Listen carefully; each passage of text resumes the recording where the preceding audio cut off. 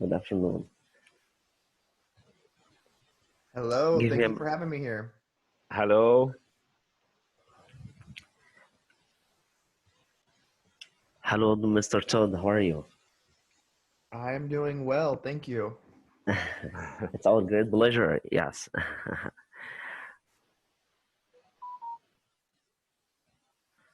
Welcome, Todd. It's our great pleasure to have you among us today as our featured speaker for today. We are glad to have you, and it's all yours. Go on.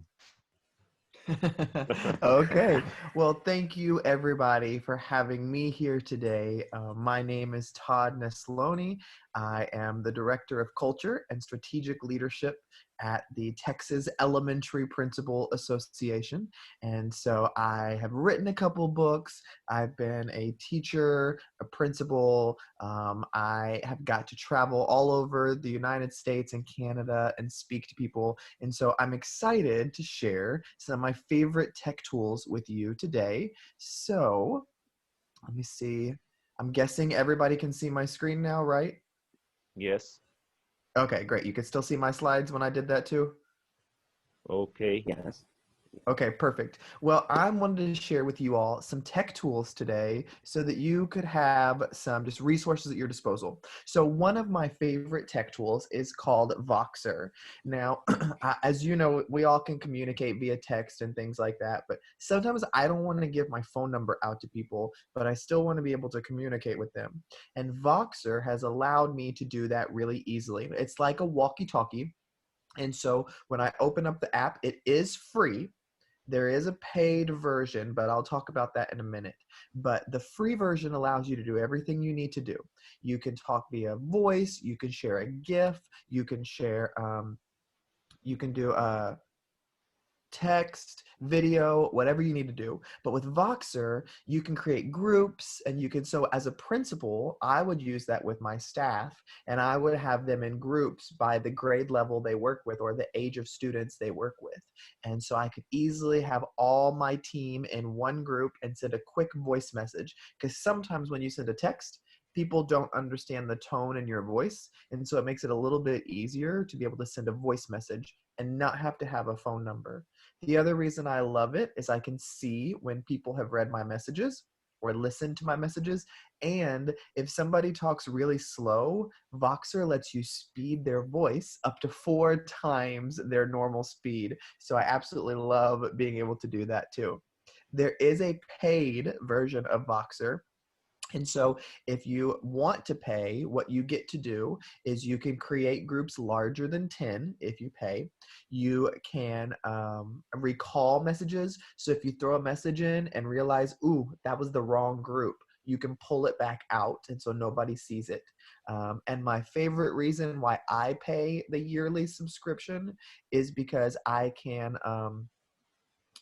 when I'm in a meeting and somebody sends me a voice message and I can't listen, I can press a button and it'll write out their message for me. It'll transcribe it. So that way I'm able to kind of see what I couldn't listen to right then. Another website I love as an educator is Fiverr. I feel like if we want to be treated more professional, we have to be creating professional stuff. And I don't always know how to make stuff. So I go to Fiverr and find people who can make things for me and I hire them to do it. And so whether that's a new logo for our school or a website design or any of those kind of things, Fiverr allows you to find people from all over the world who their expertise is graphic design, creation, all kinds of stuff. So if you've never heard of it, go check it out. You can get samples from people, but we've had our house crests like Harry Potter designed at our school from that. We've had our website designed by somebody on Fiverr from all over the world. I even, with my new children's book that's out, Spruce and Lucy, my illustrator for the book, I actually found in Indonesia through Fiverr. And so found him on there. He did a fantastic job and illustrated my whole book, and we've never even met. And so it's a great tool. I don't know about you, but sometimes I get emailed stuff that people are like, hey, can you sign this and send it back to me and fax it? And I'm like, I don't have a fax machine. And then I think about, well, at my school, I don't have a scanner. but I do have my phone. And so my phone is a scanner. And so there's lots of scanning apps. Jet Scanner is my favorite. All I do is when I get something, I print it out, I sign what I need to sign, and then I just take a picture with my phone and say convert to PDF.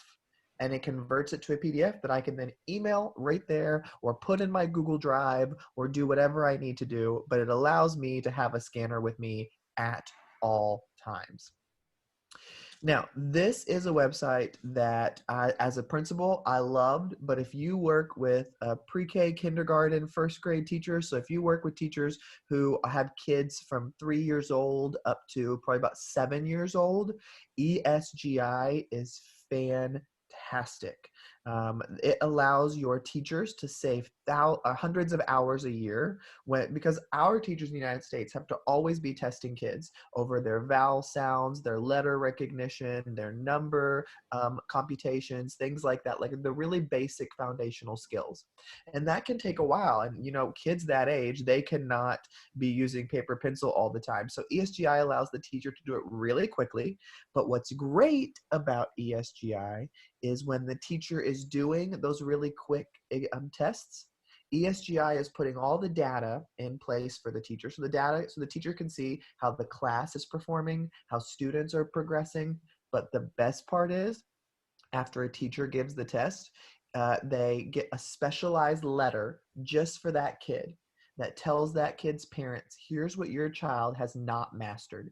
And it gives them flashcards and it keeps them up to date. ESGI also translates into lots of different languages for the parent letters. So those are already done for you. They have thousands of tests already on there, but they also allow you to create your own tests to have on there. And so if you want to try ESGI for free, I went ahead and talked to them and they gave me a code.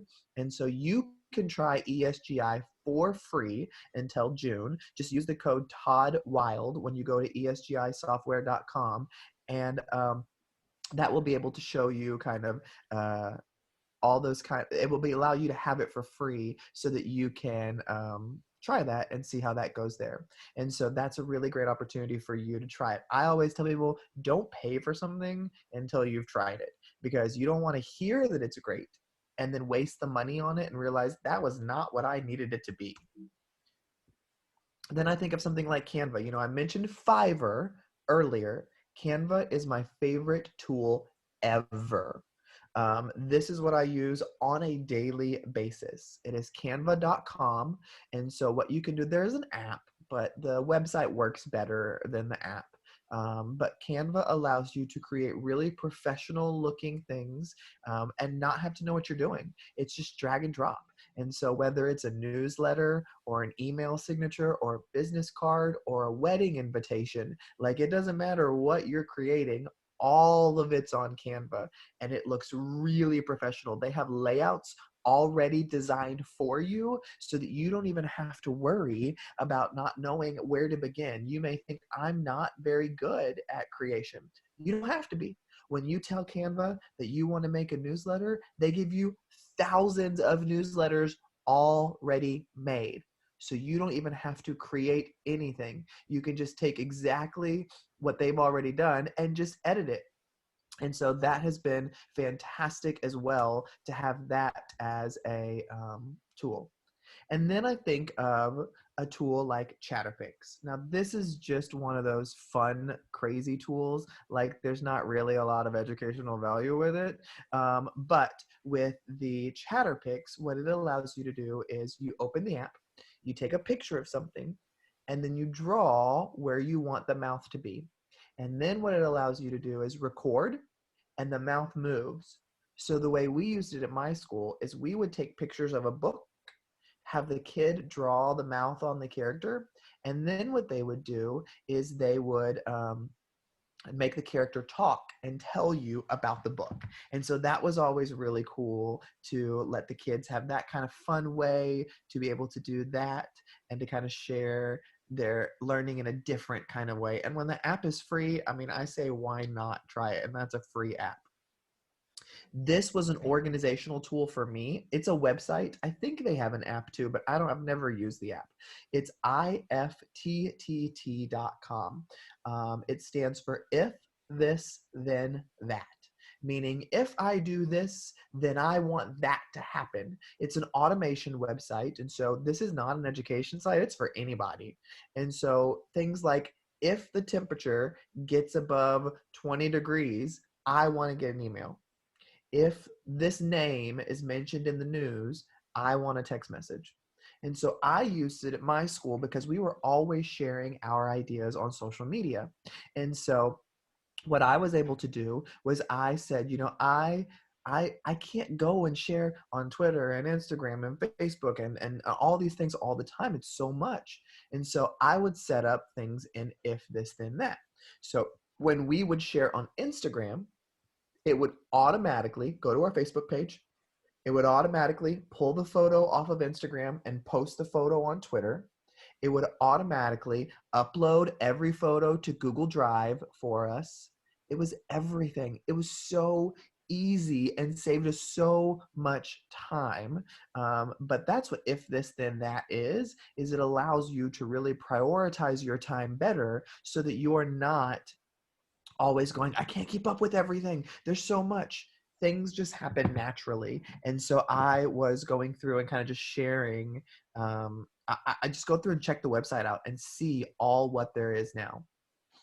Now, Nearpod is another favorite app of mine. If your school has devices, this is a must-have app. I love Nearpod. And Nearpod allows me as the teacher to create something for my kids in a presentation style.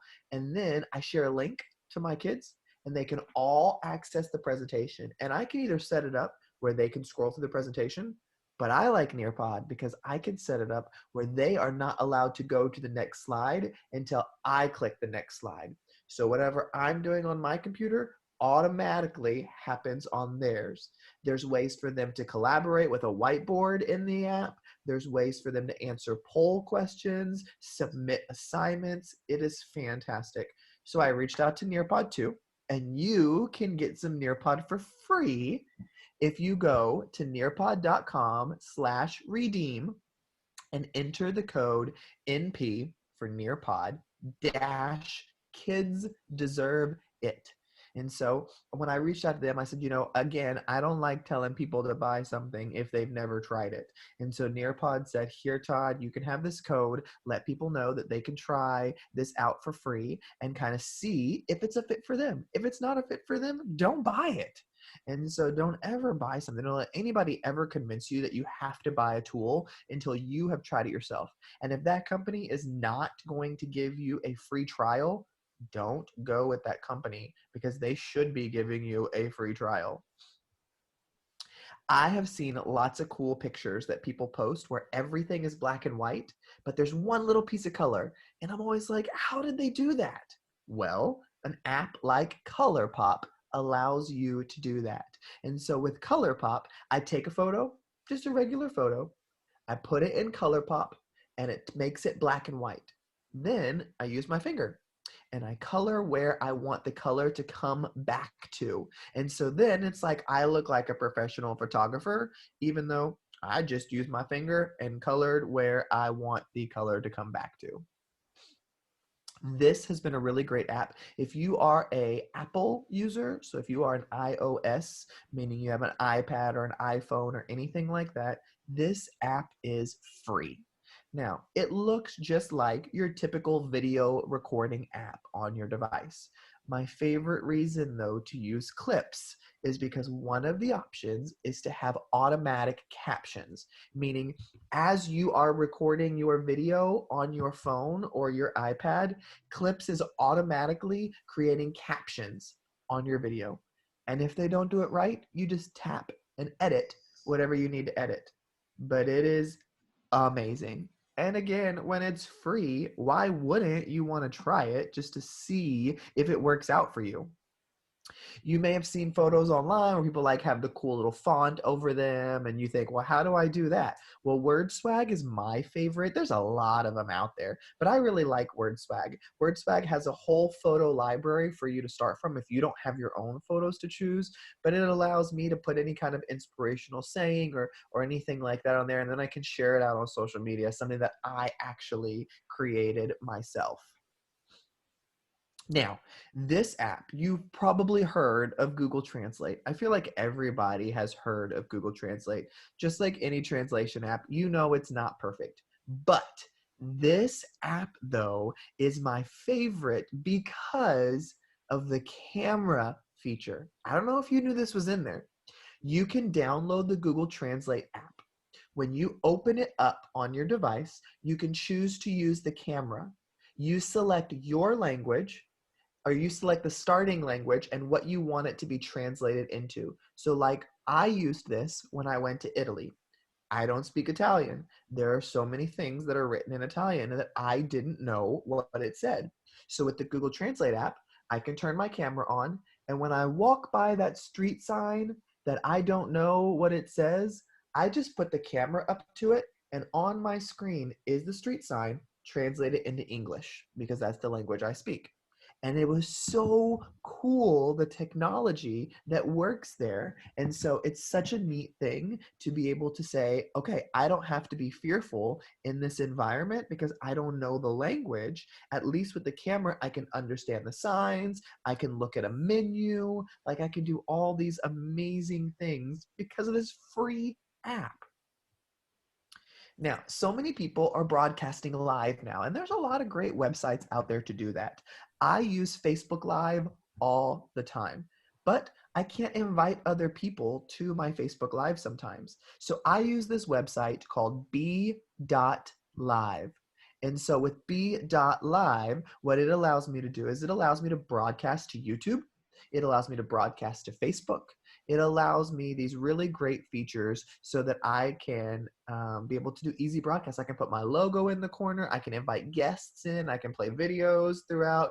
It's so cool. It does have a paid feature, and I do pay for it so that I can have all the features, but it is so easy to use, and I'm always looking for easy things to use.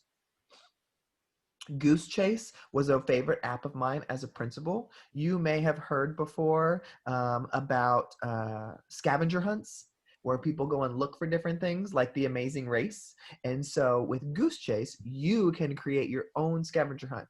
Now, scavenger hunts are fun as a group, but you like to be competitive. With Goose Chase, it's a virtual scavenger hunt. So you put all your people into groups, you create the scavenger hunt in Goose Chase, and then you send it out to them and they join it. And then as they're completing tasks, they can see who's in first place, who's in second place. What did they submit? Was it a photo? Was it a text? Was it a video? And so it is such a neat way to have fun and get to spend time together, but in a virtual way, because my teachers loved Goose Chase and we used it all year long to have little challenges and things like that that I could easily send out that people can compete with. This was one of my favorites as a teacher. This I couldn't have lived without in the classroom.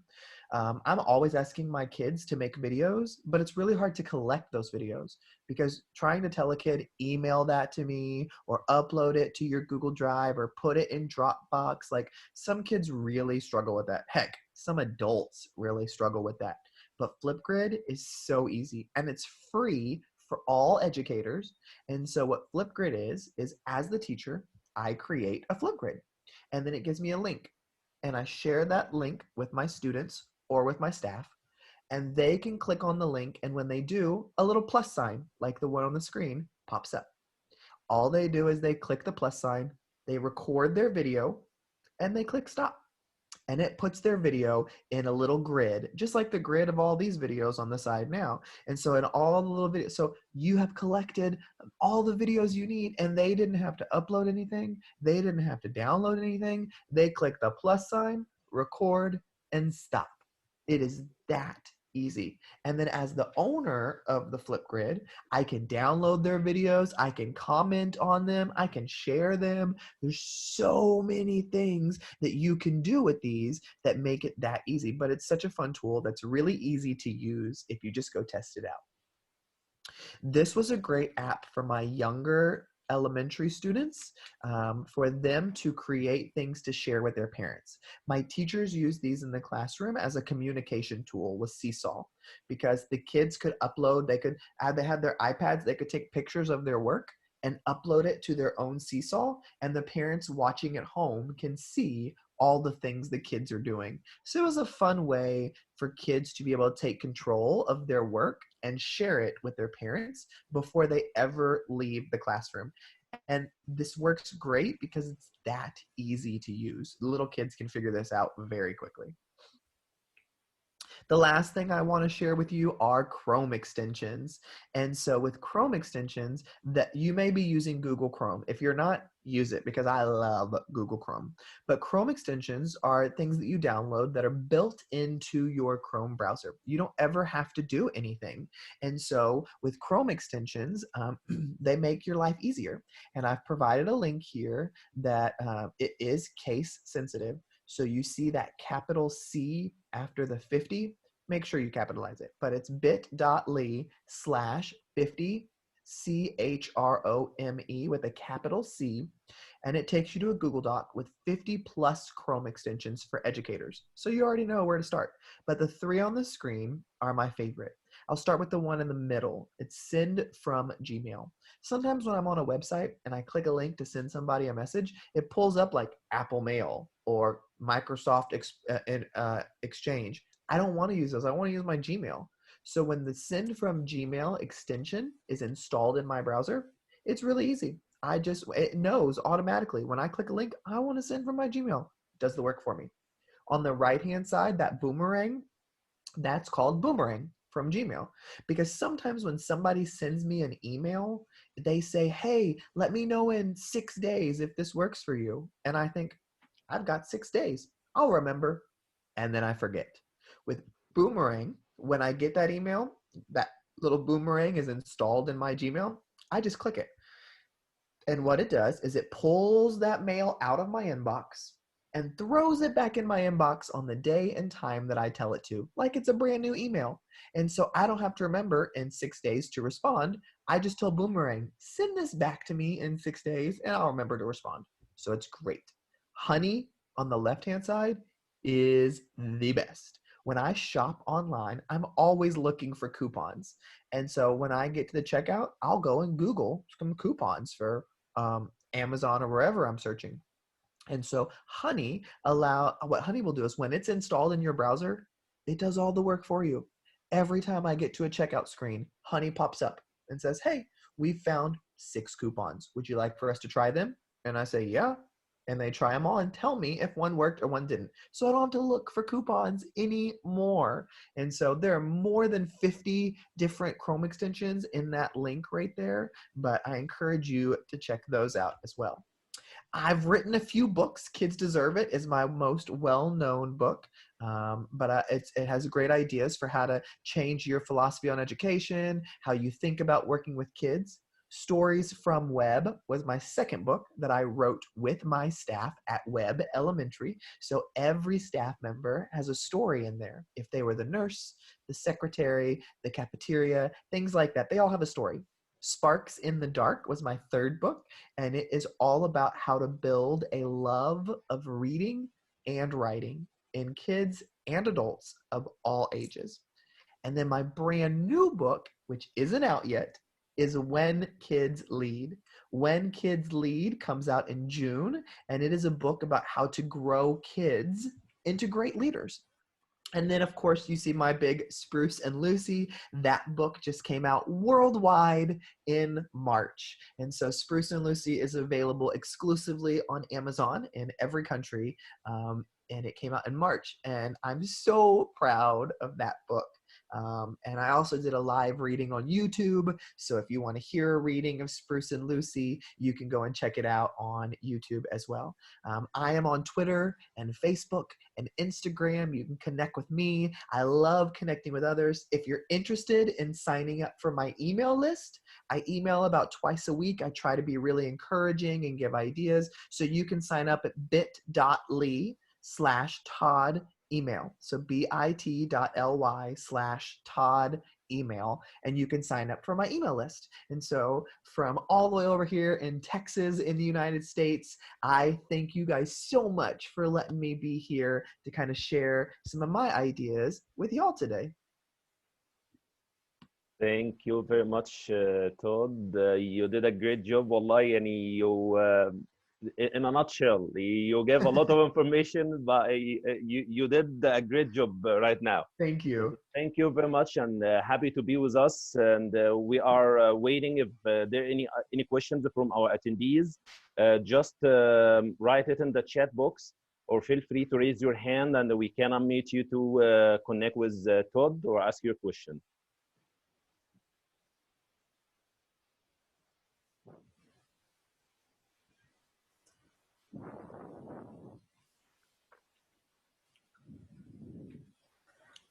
By the way, Mr. Todd, thanks for your great effort.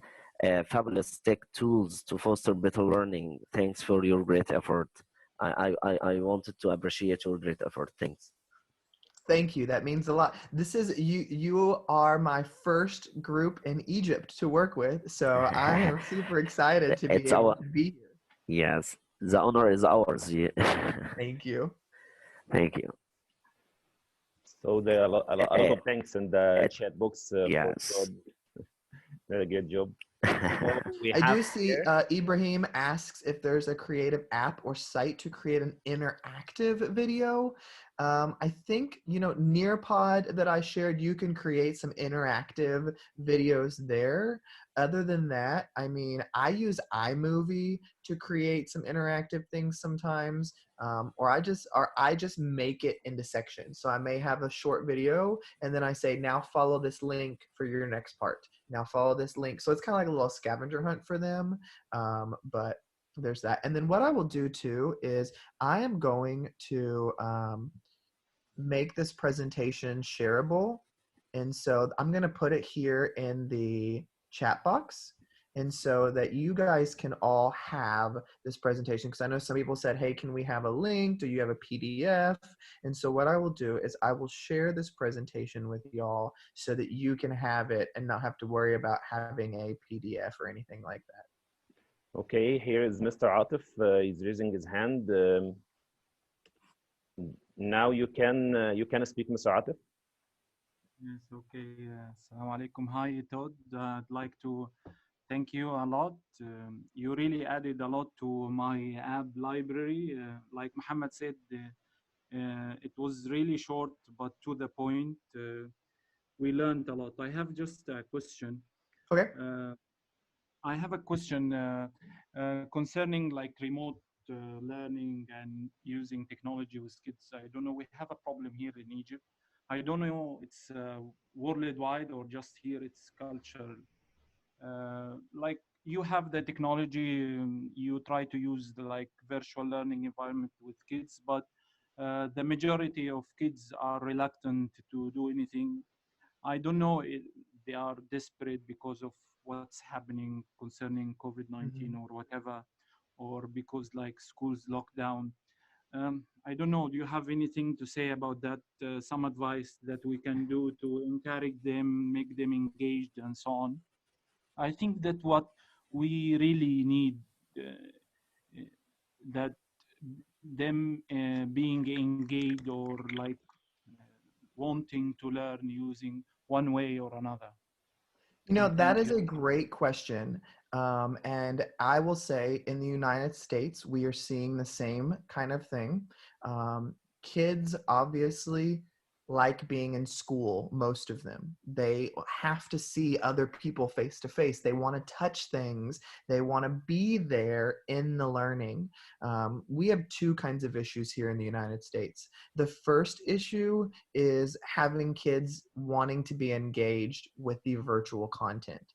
The second issue that I don't know how prevalent it is where you are, but in the United States, we have a lot of kids who do not have Wi-Fi or who do not have technology at home. And so we have been trying to find out how to get iPads home, how to get Chromebooks home, how to make this stuff happen.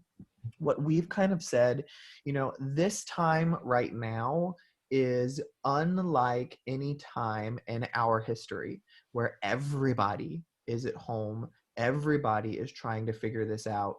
And so we've kind of taken the approach of try to teach the kids some stuff and understand that education is important, but also know that a lot of your kids are scared, they are hurting, their parents are scared and don't know how to help in some things. And so sometimes just finding ways to use the technology to be there emotionally for them and just to say, I just wanted to say hi, how are you, what do you need? But I think, you know, as far as engagement goes, it's hard to keep a young child engaged with technology for very long, especially if the teacher isn't very engaging, because some teachers are just not engaging on technology, but they may be great in the classroom. And so I think it's just continually trying to try new tools, figure out what works for you, and just knowing that there are just going to be some kids that this is not their style of learning. They need to be in a classroom. And so our goal right now might just be to be there for them emotionally and worry about the academics whenever we're able to go back to school. So thank you, Todd. And there is another question in the chat box, which says, with the digital world challenges, wait a minute, all the time, how can you make sure children stay safe? That is a great question. And you know, sometimes if you are sending devices home, a lot of schools put a filter on the device, and that's helpful, but kids can always get around filters. And so my advice is, you know, as the educator, we have to educate. And so I would educate parents over, you need to watch your kid when they're online. You need to ask them what they're using. You need to talk about how to protect your password. You need to talk about not giving your name to somebody in a chat room. You need to talk about protecting yourself. Because if all we're focusing on is educating the kids, the parents may not know. And the parents may not be able to help because they were never taught. And so we have to spend some time being really clear with our kids. And it doesn't matter what age you work with, you can have the same conversation with kids about, guys, to be safe, we don't do these things. And if you do, you're going to put yourself in danger. And so continually having those conversations, I think would be really good to just make, and you can't always protect them, but it's just like in real life. In real life, here in the United States, we tell people, don't talk to strangers. Don't take candy from a stranger. But if that kid has been told that their whole life and they see a piece of candy they really want from that stranger, we don't know what they're going to do. And so the best thing you can do is know that you taught them how to handle it, but they may still make those silly mistakes.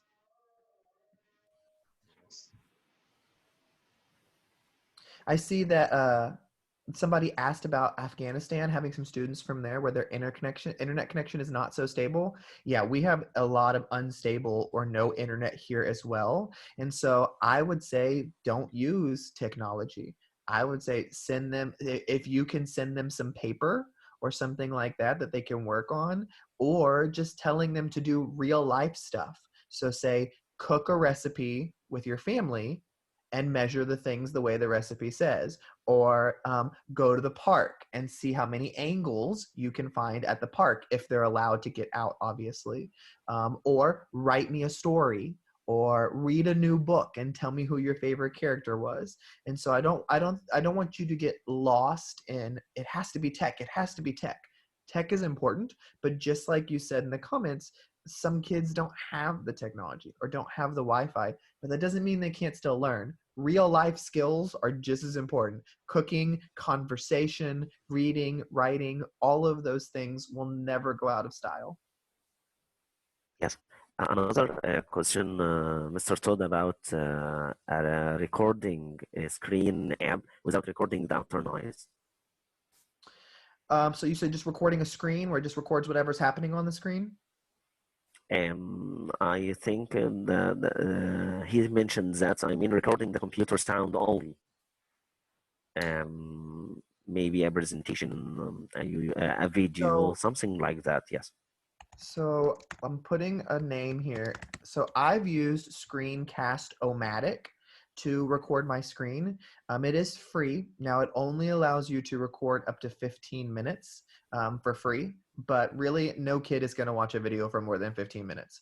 But Yes. that is a free website that allows you to record your screen. And if you want your picture in the bottom, you can have that kind of stuff. So it gives you a couple options, but it's super easy to use. Yes, fantastic. Another question about an ice-breaking activity for online classes to get students more comfortable with using online teaching tools. Ice-breaking activity. Yeah, you know, I've seen a couple of really neat ones lately. One of my favorites is a teacher did a scavenger hunt with her students. And so she was like, okay, in the Zoom, I want the first 3 people who can run and find a spoon. And so they would run in their house, bring a spoon, and bring a spoon back to the camera. And the first 3 kids who brought one back, they got to do that. There was another teacher who played a bingo with them. And so she had a bingo card up on her screen. And she was like, you're trying to get bingo. And so who has a dog at their house? Who lives with 2 brothers and sisters? And so you've got a unique opportunity to put people in their comfort of their home. So use what you have there. But those kind of things have been really nice. Fantastic. We do appreciate things. Yeah, thank you. Thank you very much, Todd. I think there's no other questions in the chat box and no raising hands. And I'm really appreciate being with you and attending your webinar. It was great and fantastic. And we really thank you very much. Appreciate you being with us today. Thank you for letting me be here. Thank you. Thank you, Mr. Todd, and thank you for all our attendees. You can download our attendance on the session into it will be uploaded into the chat box right now. And feel free to post any questions, and the recorded will be uploaded onto our YouTube channel, inshallah. Thanks, Mr. Todd, for your great effort, and we do appreciate your great effort. Stay safe. Thank you. Bye. Thank you. Bye. Our emails will be uploaded right now. Please feel free to join your community. And stay tuned to our coming Zoom sessions, inshallah. So don't forget to download your certificate of attendance from the chat box. We have about less than 30 minutes to end the session. Make sure to download your certificate. Stay tuned to our coming Zoom session, inshallah, next Friday. We have a big surprise for you.